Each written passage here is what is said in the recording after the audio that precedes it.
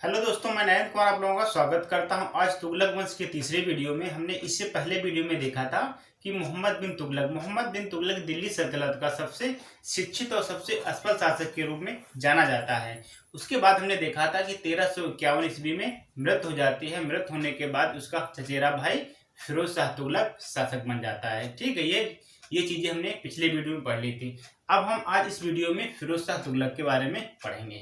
ठीक है, फिरोज शाह तुगलक 1351 में शासक बनता है और 1388 तक शासक रहता है। इसने अपना राज्याभिषेक दिल्ली में कराया और दिल्ली के साथ साथ ठट्टा नामक स्थान पर भी कराता है। तो दो जगह राज्याभिषेक कराने वाला पहला शासक था। ठीक है, दिल्ली में और ठट्टा नामक स्थान पर भी कराता है 1351 में। ठीक है, उसके बाद मोहम्मद बिन तुगलक का एक चचेरा भाई होता है और दिल्ली सल्तनत का सबसे शांत प्रिय शासक। ठीक है, अगर पूछा जाता है क्वेश्चन कि दिल्ली सल्तनत का सबसे शांत प्रिय शासक कौन था, तो वह फिरोज शाह तुगलक था। ठीक है, दिल्ली सल्तनत का सबसे शांत प्रिय शासक बनने के बाद क्या होता है कि इसने 24 करों को समाप्त कर देता है।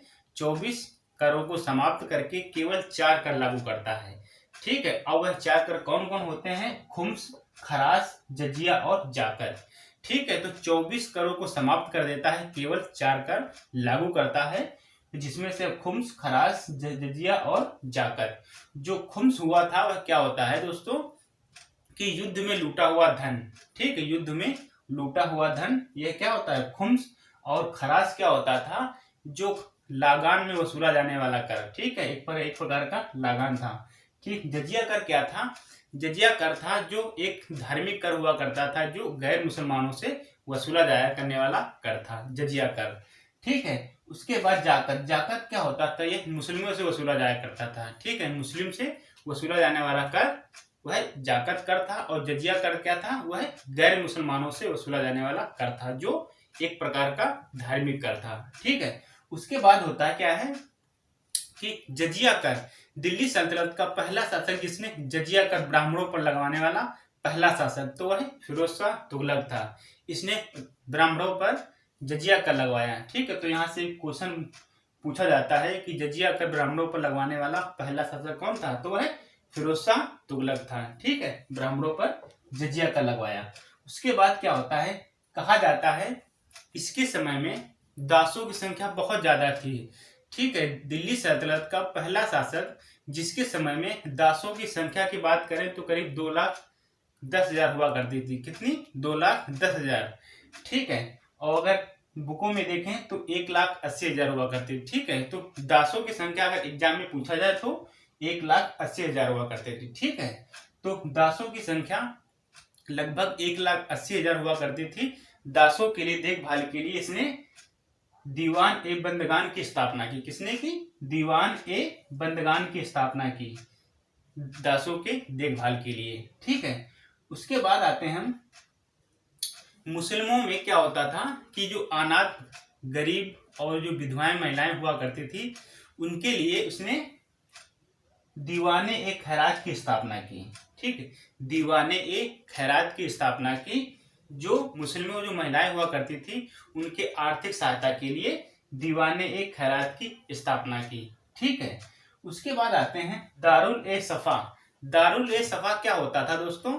यह एक प्रकार का अस्पताल हुआ करता था, जो मुफ्त इलाज होता था गरीबों के लिए, एक मुफ्त इलाज। ठीक है, तो हमने देखा दारुल ए सफा यह एक खैराती अस्पताल था जो गरीबों के लिए मुफ्त इलाज हुआ करता था। उसके बाद इसने एक नया कर लगाया, सिंचाई कर।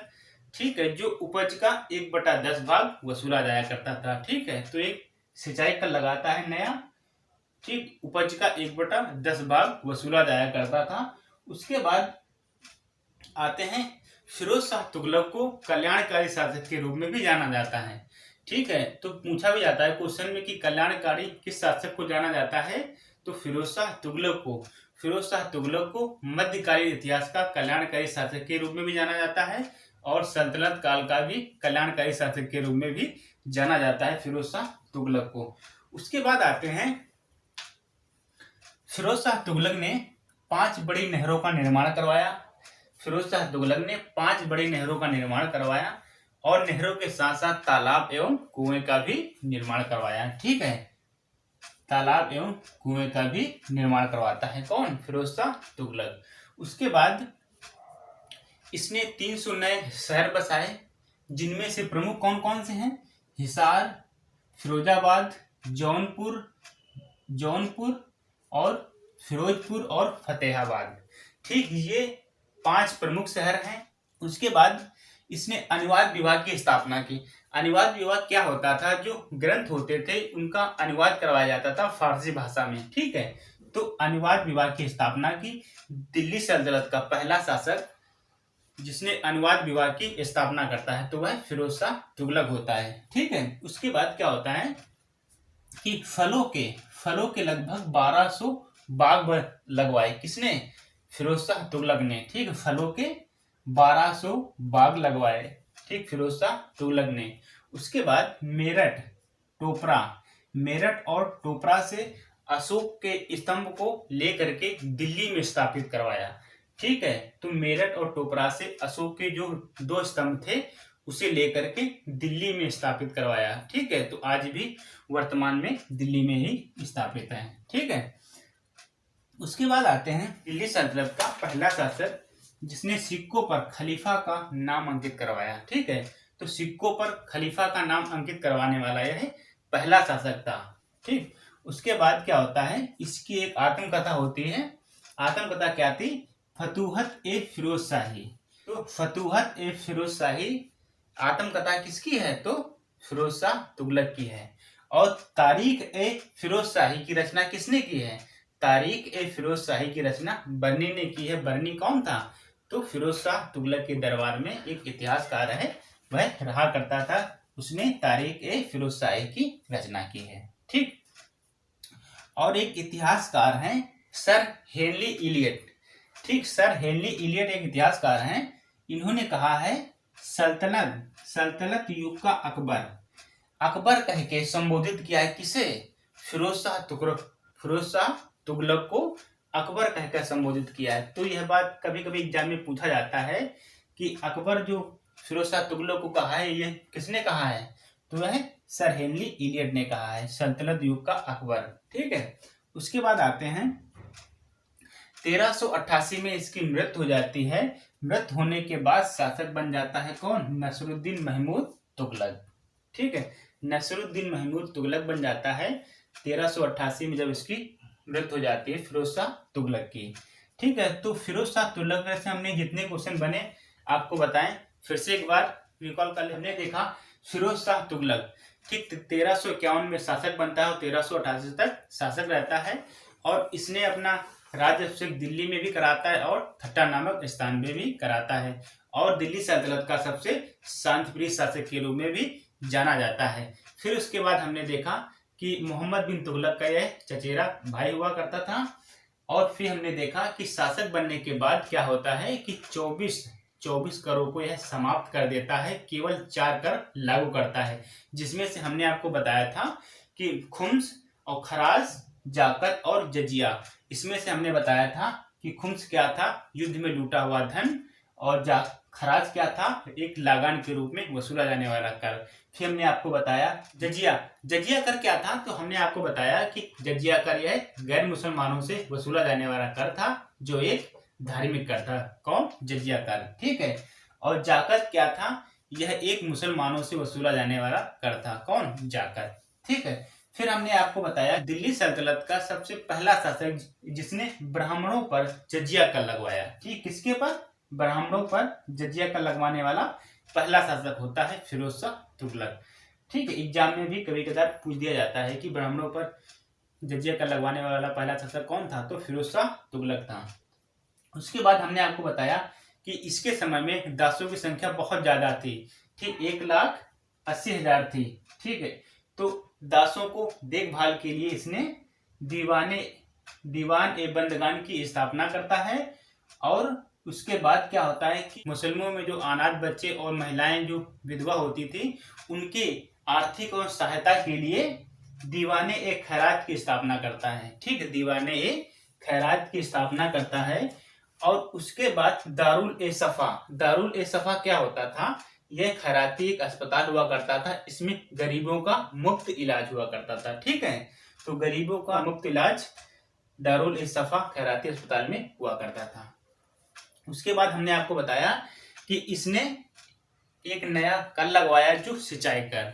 ठीक, उपज का 1/10 भाग वसूला जाया करता था। ठीक, फिर उसके बाद हमने बताया आपको कि फिरोज शाह तुगलक को दिल्ली सल्तनत का कल्याणकारी शासक के रूप में भी जाना जाता है। उसके बाद हम आते हैं, आपको बताया कि इसने 5 बड़ी नहरों का निर्माण करवाया। ठीक, 5 बड़ी नहरों का निर्माण करवाया और नहरों के साथ साथ इसने तालाबों एवं कुएं का भी निर्माण करवाता है। ठीक है, फिर हमने आपको बताया कि इसने 300 शहर बसाए। 300 शहरों में से 5 प्रमुख शहर हैं, जिनमें से हिसार, फिरोजाबाद, फतेहाबाद, जौनपुर, फिरोजपुर। ठीक है, ये प्रमुख शहर हैं। तो 300 नए शहर बसाए और फलों के लगभग 1200 बाग लगवाए। और बाद में क्या होता है कि मेरठ और टोपरा से अशोक के 2 स्तंभों को लेकर के वह दिल्ली में स्थापित करता है, जो वर्तमान में दिल्ली में ही स्थापित है।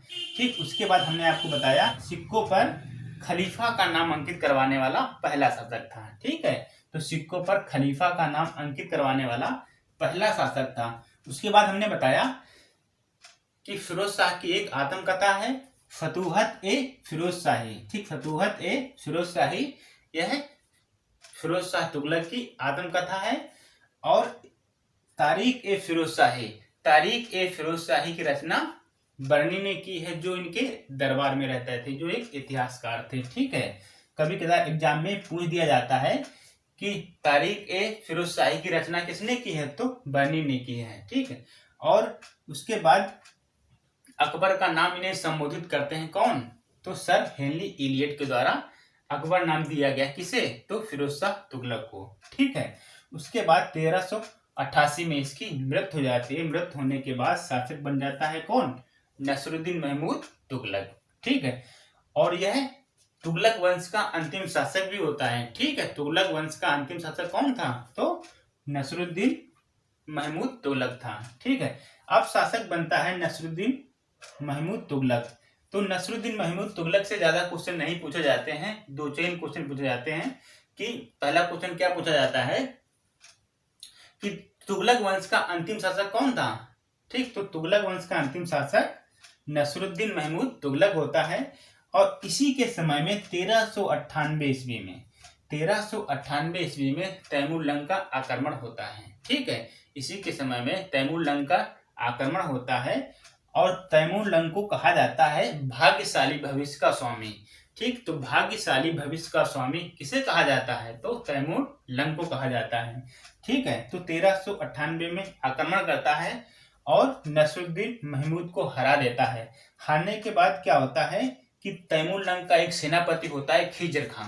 तो तैमूर लंग का एक सेनापति खिज्र खां होता है और खिज्र खां ने नसरुद्दीन महमूद तुगलक की हत्या कर देता है और एक सैयद वंश की स्थापना करता है। कौन, खिज्र खां। ठीक है, तो नसरुद्दीन महमूद से ज्यादा क्वेश्चन नहीं पूछे जाते हैं, 2-3 क्वेश्चन कि अंतिम शासक कौन था तुगलक वंश का, तो नसरुद्दीन महमूद तुगलक था। इसी के समय में 1398 में तैमूर लंग का आक्रमण होता है और तैमूर लंग को भाग्यशाली भविष्य का स्वामी कहा जाता है। ठीक है, तो नसरुद्दीन महमूद तुगलक की हत्या कौन करता है, खिज्र खां। ठीक है, तो नसरुद्दीन महमूद तुगलक की हत्या कर देता है खिज्र खां और खिज्र खां एक सैयद वंश की स्थापना करता है और तुगलक वंश का अंत हो जाता है। ठीक है, तो हमने बड़ी आसानी से देखा दोस्तों, जितने तुगलक वंश से क्वेश्चन बनते थे हमने आपको बताए। ठीक है, जो एग्जाम के लिए महत्वपूर्ण है। आज के लिए इतना ही। आपको अच्छा लगे तो लाइक, सब्सक्राइब, शेयर, कमेंट जरूर करें। थैंक यू दोस्तों।